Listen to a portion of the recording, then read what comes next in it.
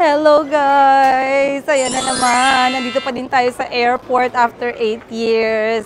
Kasi yan ang napapala ng mga nagbubook po ng flight na mumurahin.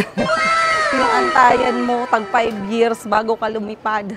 So, nandito kami sa Manila na NAIA Terminal 1. Kanina 8 hours pa yung antayan namin. Pero ngayon medyo bumaba na and maraming salamat dun sa nagpaupo sa amin. So, tumakbo po yun ang oras nang hindi namin namamalayan. Ngayon, 3 oras na lang po yung aantayin namin. At habang nag-aantay ako ng 3 oras, ako muna yung magsha-shopping.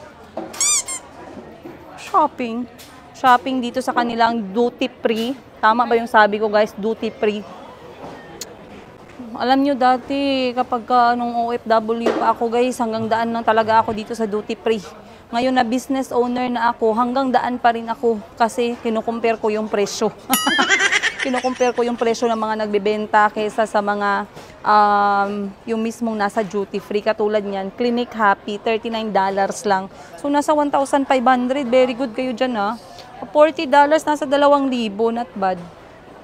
Hanap tayo dito. May gusto akong pabango, yung bamboo. Gusto ko yung amoy ng bamboo, kaso hindi ko alam kung magkano dito yung kanilang presyo. Try natin dun sa likod banda. Hello, is the bamboo perfume here? Bamboo. Saan nga yun? Under na brand, ang bamboo? Yung parang bamboo ang kanyang Chanel. Ay, Chanel ba yun? Ha? Parang bamboo yung kanyang takip na silver. Bamboo ang tawag sa kanya. Ay, hindi ganyan. Ano lang yun, malit. Nakalimutan ko kasi yun ang kanyang brand. Pero bamboo ang kanyang name. Pero under siya sa, hindi ko alam. Kalimutan ko, parang Chanel ba? Ay, hindi Chanel. Ha? Ang na bamboo na Gucci pala. Kasi may bamboo ako na Gucci one time, guys. I wanted to buy a perfume for, para siyang, tawag nito, remembrance ko lang ba, pagpunta ko ng UK, para naman makabili naman tayo doon kahit isa lang. So, mura lang yung bili ko nun, guys. Pero naubos na siya kasi yung kapatid ko, inaraw-araw niya, akala niya daw, tag 500 lang daw yun sa mall. So, sabi ko sa kanya, ang mahal kaya nung bamboo. So, tingnan natin dito kung meron tayong familiar na smell na gusto. 30% off, magkano na lang siya? Yung like eto, ma'am. From 100, nasa $70. Okay. Yung ganito naman, ma'am, 108, magiging 75 na lang. Okay, $75. Yes, po. Kasi normally, nasa $100 naman yung mga perfume, no? Yung clinic doon, clinic ba yun? 39 yun, ma'am. 39. Mabango? 72 siya before. May tester mo doon. Sige daw, paano daw ako? Doon na tayo sa mga sale, guys. Huwag tayo mag-passive na maka-afford tayo ng mahal kung hindi. Kasi ito, meron daw silang tester. So, amuyin natin. Meron kasi ako nakitang clinic doon. $39 na lang. Thank you. Orange siya ka? Pink. Tama ba? Ito yung, yan yung Ito yung pink. orange. Dalawang kulay lang. Yung isa men, ma'am, ito. Men na siya. Pero on sale din. Oo, 39 din yan. Pwede pa amoy din. Sa labas siya, ma'am, nasa 4,000-5,000. Kung nasa labas. Pero Pag dito. Dito, mga 2,300. Uy, mabango siya, in fairness. Parang unisex actually. Oo, ginagamit Uy, in din yan fairness. ng, ginagamit din yan ng men, ma'am. Ay, ng women. I wouldn't say na pang lalaki yung kanyang amoy. I like it. I like the one for men. Patingin ang box down niya, ma'am. Eto siya, guys, clinic. So, nag-sale siya. Normally, magkano po ang price? 72, ma'am. 72. Ay, nawala. Ay, nasaan yun? Wait lang. 5,000 sa labas. Hanapin. Saan na labas? Sa labas na mall? Sa mga Eto yun eh. SM, Rustans. Ay, Rustans. Okay. Gusto ko to. I like it. Gusto ko siya. Kaso wala na yung check-in. Pwede lang yan siya sa hand carry. Anong flight mo, ma'am? Papuntang Bali. Hindi connecting. Hindi siya connecting. Direct na yon. Pwede po, ma'am. Oo. So, pag hindi ka connecting, okay lang. Okay lang. Pwede ko lang siya dalhin, hindi nila iano. Isi-sealed namin siya. Okay. Mas gusto ko to, mabango siya. Tsaka mild lang siya, no? Oo, ma'am. Wait lang. So, anong payment mode? Pwedeng dollars, pwedeng peso, pwede card, ma'am. So, kung peso, magkano siya? Mga nasa 2-3. 2, 3. I like it. Gusto ko siya. Tapos may GCash din. Oo. Ay, hindi. Wala, ma'am. Gcash naka-offline. Okay lang naman to, pero hindi. Mas gusto ko tong orange. Ito na lang orange. Ito, ma'am. Balikan ko lang siya kasi ang iniwan ko sa... Naku guys, parang mabubudol tayo. In fairness naman kasi dun sa clinic na for men, hindi parang panglalaki yung kanyang amoy. Mostly kasi sa mga panglalaki na perfume is parang siyang deodorant. Ito hindi. Pagdating kasi sa perfume guys, mahilig ako sa mga yung kalma lang yung amoy niya. Yung hindi masyadong matapang, yung pwede mo siyang gamitin for everyday, yung parang pang office lang, hindi yung talagang parang a-attend ka ng party or what not. So babalik ako sa ate ko, hingi akong pera. Hingi ng pera, hingi ng credit card. Uy, may nagustuhan akong perfume. Yes, nag-sale, 50% off. Masa na? You try to guess. Masa options? A. Chanel. Mm. B. Jador. C. Tiffany & Co. D. Clinique. And fifth is Estee Lauder. 2, Jador. You think it's Jador? Yes. Oh. Jador. Talaga. Mga Jador dili. Dili. Ang sa Coco? Clinique. Ah, For men. yung for men, hindi yung pink. But many women use this. Yung pink, hindi siya pink. Hindi, orange.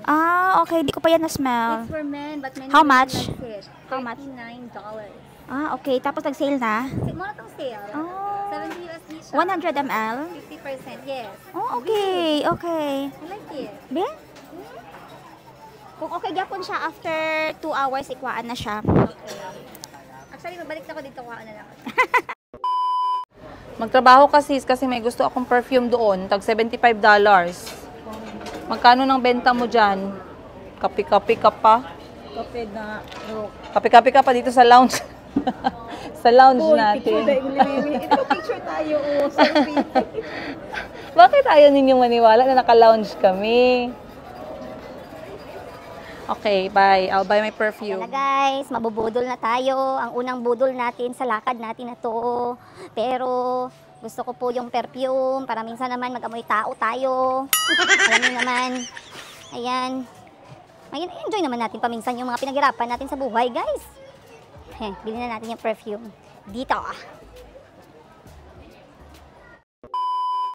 Alright guys, nabili na natin. Pero pagkatapos ko nagbayad, nag-spray ako ng madami doon sa may free section para libre na yung spray ngayong araw. Thank you po. Kasi meron akong perfume guys, nagustuhan ng ate ko. Kinuha ba naman sa bahay? Talaga yung ate ko, wala siyang karapatan kunin yung perfume ko na binayaran niya. Kahit na binayaran niya yun, wala pa rin siyang karapatan. Let's go.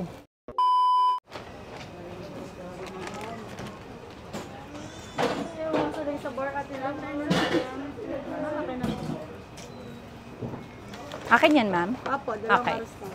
Thank you. Tsaka tinapay po. Yan. Thank you po. Deep mommy din. Ayan guys, dahil binigyan ako ng ate ko ng pambili ng perfume, dadalhan ko siya ng kapalit. Etong kapalit na to, hindi siya magsisisi kasi eto ay galing sa puso ko. Bawing-bawi na siya sa akin dito. Wait lang, saan na ba siya?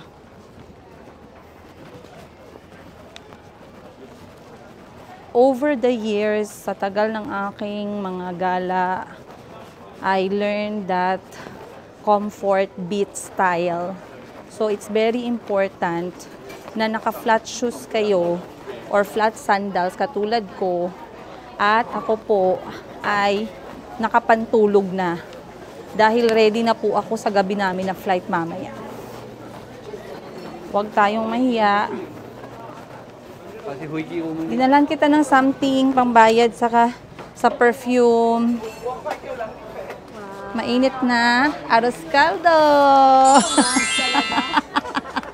Pang lounge talaga, sis. Mainit pa, sis. With boiled... Dinadala ng kapatid ko pabalik. With boiled egg yan, sis. Ako ng tubig, ha? Hindi lang ako bumili ng water, sis. Mag-refill na lang tayo dyan sa counter. Wait lang. Ayan siya, oh. Oh, ayun na. 2,000. Yeah. 2,300. And then I sprayed myself a lot of times. Nag-sale ang clinic na pink, ane. Yes, all. All Clinique. Pink and white and orange. Let's see. 2,300. Sila? 2,300. Okay. It's supposed to be $79. No, yeah. Clinic Happy for Men. Let's see. Tingnan nyo na naman yung review, guys. Pero sa labas, ano daw yan, 5,000.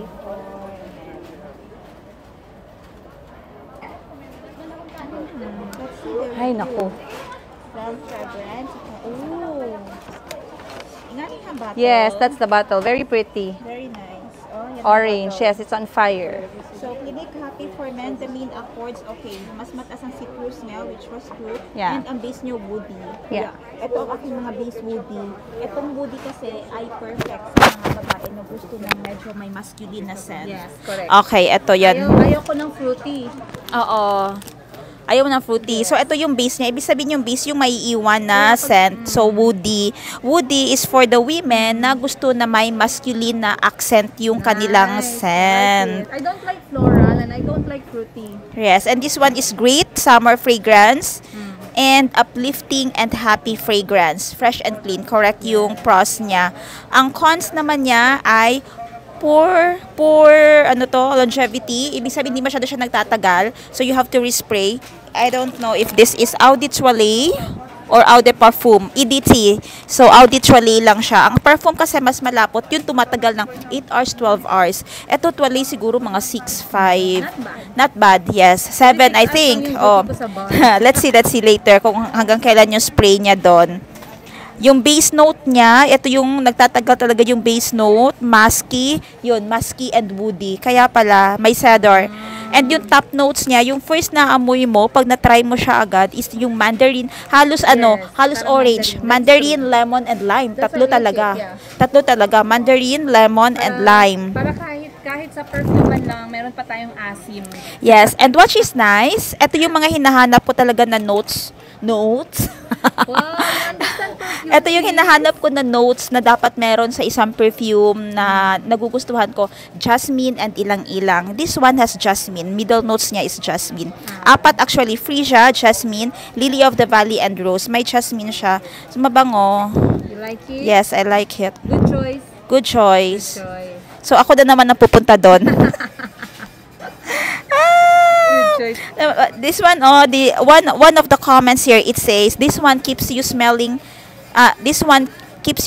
happy all day long. Oh Yes, my God. I like it, by the way. The moment she sprayed it, I was like, no way, this is not for men. And then she's like, Ma'am, it's for men, but even we get women customers who wants this. So, dito sa lounge namin, guys, wala po sirang arroz caldo. So, bumili na lang tayo ng arroz caldo na mainit pa. At merong boiled egg. Oy, thank you. Ayan. Bayad na ako sa perfume, ha. Yung perfume, 2,300. Yung arroz caldo, 130. Quits na. Quits na tayo. Ang ganda ng review niya talaga. Thank you. You love my choice. Here's, for you. Bagay pala to sa mga lalaki na nakakaki shorts, fresh ang datingan, no? Yes. Wait, magkuha muna tayo ng tubig sa may free water. Maganda to sa lalaki. Maganda. Kaya magkuha ako ng tubig sa free. Sa fridge. Sa free water. Kasi magtingin din ako. Uy, I like it. Alam nyo kasi ako, guys, bumibili lang ako based on my pang-amoy. Ayan, wala po akong idea sa mga perfume. Hindi din po ako techie. So, yung ate ko, hindi ko in-expect na ganun yung gagawin niya. Na pagkatapos kong bilhin yung perfume, ay i-research niya para maintindihan niya yung scent. Ang napaka-very good naman ng aking ate. Tsaka in fairness, guys, I can smell myself right now even if I do this. Natatawa sila sa akin kasi makapal yung mukha ko. Sabi ko, ma'am, pagkatapos ko po yung bayaran, ma'am, pwede makispray na lang ako dun sa pre para hindi mabawasan yung bagong bili. Sabi niya, yes, ma'am, go ahead. Wala naman silang choice. Alam nga sabihin nila, no, ma'am, bawal po yan. Grabe naman kayo. So, let's sit down. Kumuha lang ako ng free water. Budget tips yan eh. Baka sabihin niyo magastos kami, luxurious kaming magkapatid mag-travel. Hindi, guys. Kung ano yung libre fights. Ayan. Pero pag si Madam Ten Gibbs yung kasama namin, nasa luxurious kami ngayon. Pero dahil ito ang kasama ko ngayon, andito kami sa may luxury center sa gilid. Hindi pa lumabas ang platinum card namin. Kasi mostly sa mga nakakapasok sa mga lounges, merong mga platinum credit card. Eh, yung aming hawak, guys, ano lang talaga, platinum nail polish. Wala. Yung mga card namin, guys, SM card, hardware card, wala kaming mga platinum na mga credit card. So, hindi kami makapasok sa lounge. Nahiya nga kami kanina kasi sabi ni Madam Ten Gibbs, i-try nyo pumasok sa lounge, gamitin nyo yung account ko. So, sinend niya yung picture ng account niya. Pagpasok namin sa lounge, guys, sabi ng mga staff doon, where is Ma'am Glory? And then, I'm like, she's not here. She's in the toilet. Pero hindi pala kami magkasama. Ma'am, we need the owner of the card. So, ayun, para kaming basang sisiw, lumabas. Dito na lang kami sa labas umupo. Pero okay pa din. Kasi busog pa din naman kami. So, kain na tayo ng arroz caldo. Sabi mo gusto mong mag-comment about sa Father's Day. Is it in your vlog or in my vlog? No, pwede sa inyong vlog. Okay, you can comment now. If our dad is alive right now, he would be 40.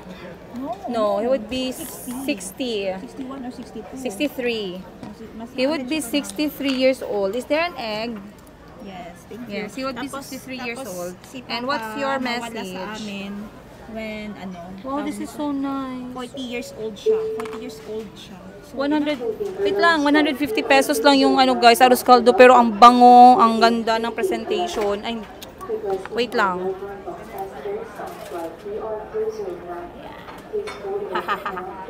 So, marami yung mga hindi nakakaalam ano yung reason, bakit nawala si Papa. So, ngayon, it's your turn to shine. Our dad left us. Our dad daw. Si Papang namon, guys. Uy, it's your turn. Ay, sorry. Si Papa namin, guys. Ang story? Yung story na sa kanila, pag nawala si Papa. Bakit wala daw tayong tatay? Hindi daw nila nakita sa video. Oo. Our father had a vehicular accident. Yun, nabunggo po siya nung prime mover. Alam niyo yung prime mover? Malaking truck na nilalagyan ng container van. Yes. So, ayun. My father didn't survive kasi critical yung condition. Tapos, The brain. It affected the brain. and also may diabetes siya. Alam niya, pasalamat kami sa mga taong tumulong dati na wala kami. Wala kaming sasakyan. Ako, working student ako that time. Yung amo ko lang talaga ang tumulong sa amin. Siya yung nagmamadali talagang pumunta agad sa hospital. Mabigyan kami ng accommodation. Kasi hindi sila mag-accommodate ng walang down payment. Huwag kang umiyak, sis. Sabi na kung Oo, that was very sad yun kaayo. Sad for You know, Every when you don't Father's have any money, you don't have any access, wala kang connection. Nobody will accept you. Nobody will accept you. Itataboy ka nila. You can't forget that hospital, yeah? I-shout out ba natin? First, pinunta namin siya sa gitong hospital private. Hindi in-accept dahil walang down payment. So, lumipat kami sa isang public hospital again. Actually, in-accept siya doon, pero kailangan doon namin siya ipunta muna sa isang hospital pa for CT scan. And then yung isinakay na sasakyan sa amin na ambulance na karag-karag, grog. Parang matuluyan talaga yung pasyente. Basta, hindi na lang natin balikan yung very, very, very, very, very traumatic story. Yes. Na kasi So, hindi anyway, namin nakausap si Papa eh. Yeah. Almost dead on arrival siya. Kaunting oras lang talaga. Hindi na talaga na-declare na agad siya na nawala na. So growing up, our father was very strict. How did he discipline you? Kasi for me, I do remember the way he discipline is different eh. For you? Time with my father. Ang papa namo is very strict. Yun na siya, no? Dili pwede na ka nang magabihan mi. No? Dito pwede magabihan, pwede maglaag. Pwede There's- maglaag, pero dapat pag wala na isan, wala na adlaw, naanan ni dapat sa balay. There's a golden rule that dapat nasa bahay na kaming magkakapatid, walang reason bago lumubog yung araw. So pag nakadating kami sa bahay na wala na pong araw, nasa labas na si Papa ng gate, may hawak na kahoy. Ang sakit nun, guys. Sinturon. Sinturon. Nakakatroma yung sakit niya. Pero, growing up now, na ganito na yung edad namin, we are extremely grateful na ganun yung ginawa ng tatay namin. Kung hindi siguro, guys, ngayon, palaboy-laboy lang kami o nakaasa lang kami sa iba. Kasi babae kami lahat. Mm. That's why ganun si Papa. Kasi sunod-sunod Yung kami. mga owners ng mga Oh, business. okay. Again, ako, ikaw na. Ako. Ano sabihin, alamin na niya. Number 2, yung teacher natin. Na nagsuserve din siya sa DepEd ngayon. Number 3, Mayumi. Number 4, Madam Ten Gibbs, Glowty. Number 5 is Lucky 8 Hardware. Number 6, Mayu, Ukay-Ukay. Yeah. PH. Real estate Number agent. 7, Maxim Rider. Ay, sorry. Number 7 pala ay real estate Sa Cebu. agent sa Cebu while he is taking his studies na din. Number 8 namin ay Maxim Rider, taking up criminology. Graduating. Alam niyo po yung ayun yung sa mga Hopefully. hindi po nakakaalam na Maxim Rider, sila yung mga yung nagmomotor, yung Lala Move, Delivery. Grab, ganon, delivery. Yun yung sideline niya para makapag-sustain. Kasi although na able kami makapag-provide ng needs nila, they should know how to earn na at their very young age, o hindi man young, pero at least they are responsible na lang man sa mga allowances nila. Kasi life is tough. Even the finances now is very tough. So ayaw namin na umasa sila sa amin. Hindi naman parusa yun, dahil sa yun din yung na-experience namin dati. No. It's preparing them to something, ano pa yun, tougher. Real life situation. Mm. Kasi for sure, if buhay si Papa, yun din ang gagawin. That's true. Ano naalala mo kay Papa? Paano siya strict sa iyo? Yun din, same. Pag kumakain kami. Pag kumakain kami, bawal yung yung gumaganon. Habang kumakain, yung parang tinatamad ka kasi ayaw niya na para kang walang modo at bastos habang kumakain. Then, ayaw din ni Papa na hindi binabalik yung mga gamit sa bahay sa lugar. So, kung yung martilyo ay nasa ilalim ng kama, Doon mo ibabalik. doon mo ibabalik. Kasi pag nilagay mo yun sa ibang lugar at nalaman niya, suntok sa buwan yung tataba. In terms naman sa pagkain, dapat kung ano yung nilagay mo sa pinggan mo, ubusin mo yun. Natuto kami sa kanya na kumuha lang ng sapat na kaya naming ubusin. Okay? Hindi kami pwede kumuha ng madami tapos iiwan siya, no. Pag kumuha ka ng marami dyan, okay, ubusin mo. Hindi ka makakatayo. Hindi ka makakaalis sa inuupuan mo pag hindi mo yan ubos. Hindi palo ka talaga o tumutulo yung luha mo, inom ka ng tubig para lang maubos yung kinakain mo dyan. Also, if may nahulog na mga mumo, kailangan mo yan pulutin. That was the negative part that we believe now has a positive impact the way we grew up. Pero yung negative part ng tatay namin, guys, si Papa namin, siya yung klase ng tao na he wants us to live the past. He wants us to live the way he lived. Kaya hindi niya kami binibigyan ng pera pamasahe, hindi niya kami binibigyan ng kasi para sa kanya, kung naglakad sila ng limang bundok para mag-aral noong 1960s, dapat kakayanin din namin lakarin yung paaralan namin. So my dad has that kind of mindset and my mother used to hate that, honestly speaking. So doon sila nag-aaway. Hindi din ata si able at that time. Wala tayong pera that time. Pamasahe? Wala tayong pera that time, pamasahe. Me as an ate, I remember not vividly, I remember clearly everything. You know, even the 25 cents, kailangan hanapin yan. And then the 25 cents na makita mo, iipunin mo yan. Dahil ibibigay mo sa mama mo, pambili ng am-am. Ano yung am-am? Suam para sa baby. And we end up eating mais, kasaba. Kasi may tanim si Papa ng mga kasaba at saka mais. Si Mama naman may tanim ng mga gulay. So pag nakakabili kami ng bigas, lauoy na lang. Si Mama gulay niya, yun ang namin. Yun ang kinakain namin. Dati, yung gamit pa namin na ano, pandabok, paggawa ng fire, is kahoy. Si Papa, tuturuan ka niya na isang stick lang ng posporo ang magamit mo.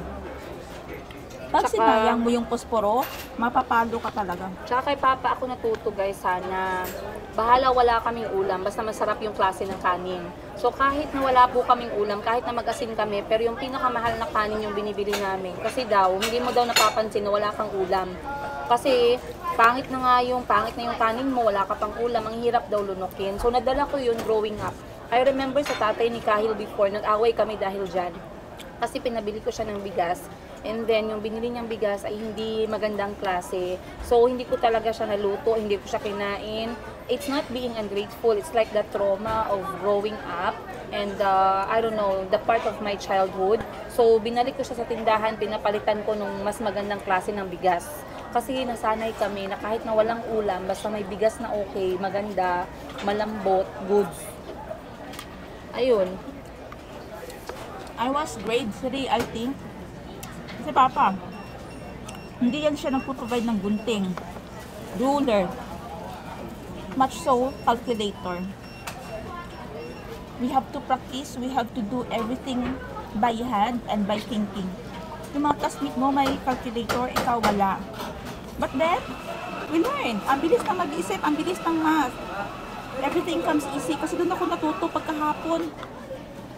Lahat ng assignments, solve yan lahat na walang calculator, walang checking by calculator. Ruler, hindi ka bibilihan ng ruler. Puputol ka dyan ng kahoy. Strategy mo. Paano ka magkakaroon ng ruler, pati gunting. But I remember, my father really provides if talagang kailangan na.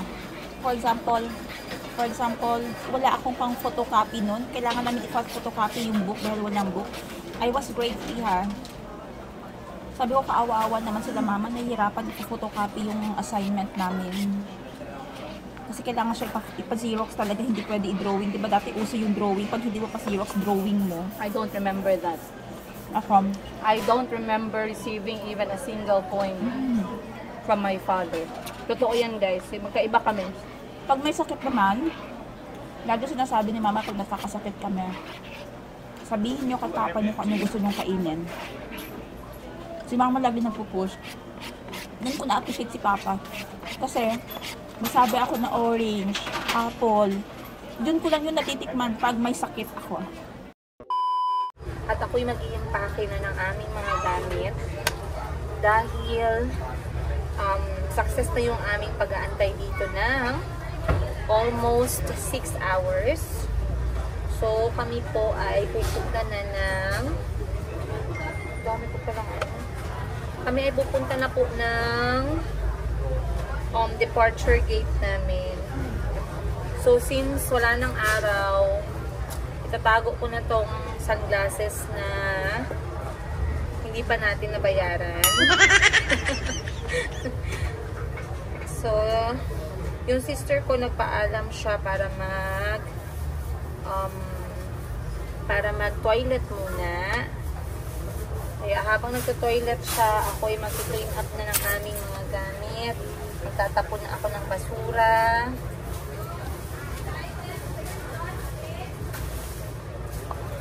At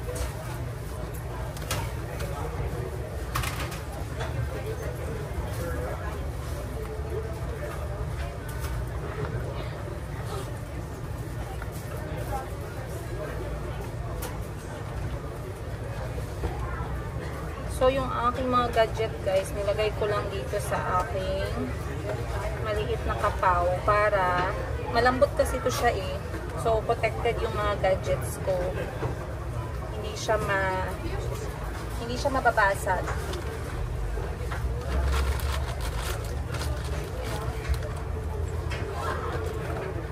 Ayun. Okay na. Good. Next is ang mga private na gamit. Ilalagay natin sa private na bag. Ayun. Tsaka cellphone. So, okay na guys. Goods na tayo. Okay, finally guys, time check natin 6:37 na po at ang aming flight papuntang Bali, Indonesia. Merong nakatamang sagot dyan. Will be in about 1 hour. And I believe it's on time. So, andito na kami ng aking ate ngayon sa departure area. Ayan, nandito kami sa may pregnant lane. Buntis ka ba, sis? Sino ang ama? I love that. I hope so. Pero tinanong ko siya kung buntis siya pero single siya. Okay, anyway, ayan guys. Nakapantulog din yung ate ko. Dahil trip talaga namin yung pantulog ngayon. And shout out po sa Mayumi Thailand Closet. Sa tindahan ko para sa mga silk sleepwear na ang ganda-ganda ng quality. Ayun. So bago kami sumakay ng aeroplano guys, abangan nyo yung aming mga chismisan sa Bali, Indonesia. Tingnan natin kung Instagrammable ba talaga? Reality versus Instagram. Or kung ano ba talaga yung totoo doon sa Bali. Pero, syempre, pagdating namin doon, mag-a-unpack kami para makita ninyo yung mga bit-bit namin. Alright, yun lang guys. We'll see you on the next episode. Samahan nyo kami sa aking day off as nanay for 7 days. Ako'y magre-recharge. Ako'y magre-rest. And I'll see you guys on the next episode. Nga pala kay Tita Lota, maraming salamat sa iyong compliment sa akin na hindi ko makakalimutan. Sabi sa akin ni Tita Lota, sa personal daw pala ako ay karinyosa. First time kong marinig yung ganun na compliment guys. Anong ibig sabihin ng karinyosa? Anong ibig sabihin ng karinyosa daw? Loving and affectionate. Wow, akala ko yung ibig sabihin ng karinyosa, maganda at sexy, pero pwede na din yun. Uy, mag-outro. We'll see you guys on the next episode ka muna. See you guys on our next episode. Kaboom! Ha? Sama-sama kami, sabi nga. Okay, 1, 2, 3, go. See you guys on our next episode. Bye-bye! Kaboom!